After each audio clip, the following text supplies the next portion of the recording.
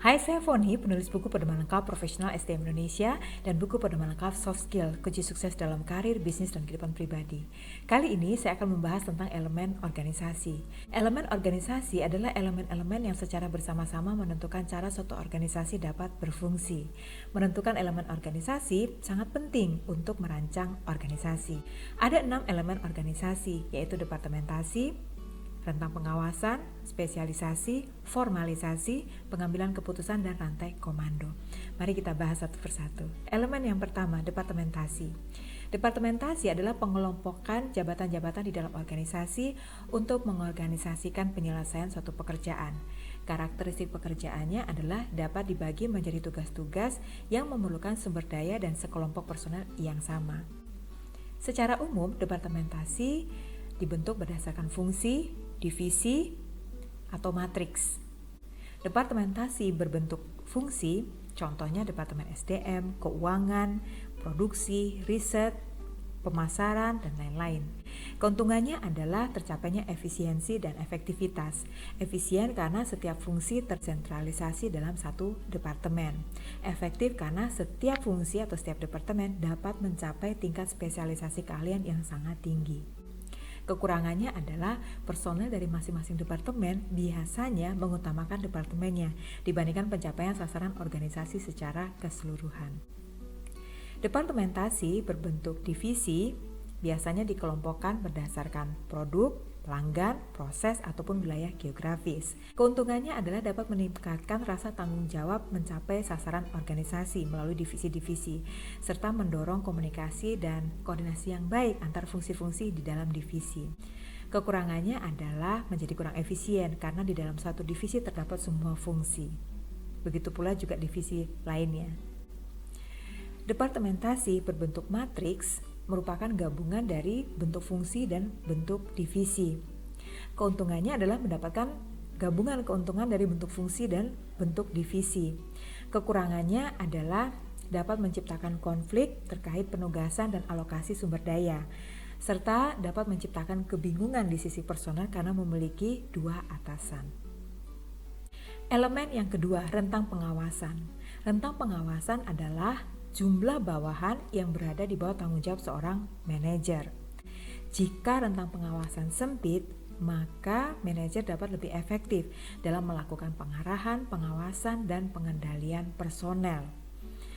Namun, hal ini akan mengakibatkan tingginya level hierarki dan dengan demikian tingginya birokrasi.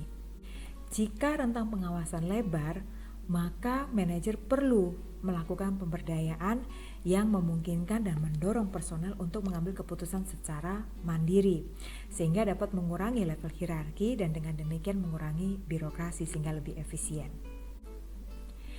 Elemen ketiga, spesialisasi. Spesialisasi adalah pemecahan pekerjaan menjadi tugas-tugas yang lebih kecil. Keuntungannya adalah tugas-tugas menjadi lebih sederhana dan personel menjadi lebih ahli sehingga lebih produktif. Kekurangannya adalah dapat membatasi pengetahuan personel terhadap keseluruhan rangkaian proses pekerjaan, serta dapat menimbulkan kebosanan bagi personel. Elemen keempat adalah formalisasi. Formalisasi adalah pengaturan tingkat kebebasan individu dalam mengerjakan pekerjaan karena adanya kebutuhan untuk keseragaman dan ketepatan hasil secara presisi. Formalisasi diwujudkan dalam bentuk kebijakan, standarisasi, dan prosedur, yaitu dalam bentuk SOP, peraturan, dan instruksi kerja. Keuntungannya adalah dihasilkannya hasil dengan kualitas yang terstandarisasi. Kekurangannya adalah formalisasi yang tidak disesuaikan dengan dinamika lingkungan bisnis akan membatasi personel dalam melayani kebutuhan pelanggan dan melakukan penyesuaian-penyesuaian yang diperlukan. Elemen kelima, pengambilan keputusan. Pengambilan keputusan dapat dilakukan secara sentralisasi atau desentralisasi. Sentralisasi artinya kewenangan pengambilan keputusan ada pada pimpinan tertinggi. Desentralisasi artinya kewenangan pengambilan keputusan juga diberikan kepada personel di bawahnya. Saat ini banyak organisasi yang menerapkan desentralisasi untuk meningkatkan kecepatan respon personel terhadap pelayanan kebutuhan pelanggan dan penyesuaian-penyesuaian terhadap dinamika perubahan lingkungan bisnis. Elemen yang keenam, rantai komando. Rantai komando adalah pengaturan tingkat kewenangan dan pemberian tugas dari eksekutif tertinggi sampai staf terendah. Saat ini, banyak organisasi yang menerapkan rantai komando secara informal karena adanya pemberdayaan tim kerja secara desentralisasi ataupun karena bentuk organisasi yang matriks dan didukung pula dengan perubahan zaman, kemajuan teknologi yang memungkinkan personel untuk langsung berkomunikasi dengan semua lapisan manajemen secara informal. Demikianlah 6 elemen organisasi. Sangat penting untuk menentukan elemen organisasi dalam merancang organisasi. Apakah berbentuk fungsi, divisi, atau matriks? Apakah menerapkan rentang pengawasan yang sempit atau lebar? Apakah menerapkan spesialisasi rendah atau tinggi? Apakah menerapkan formalisasi rendah atau tinggi?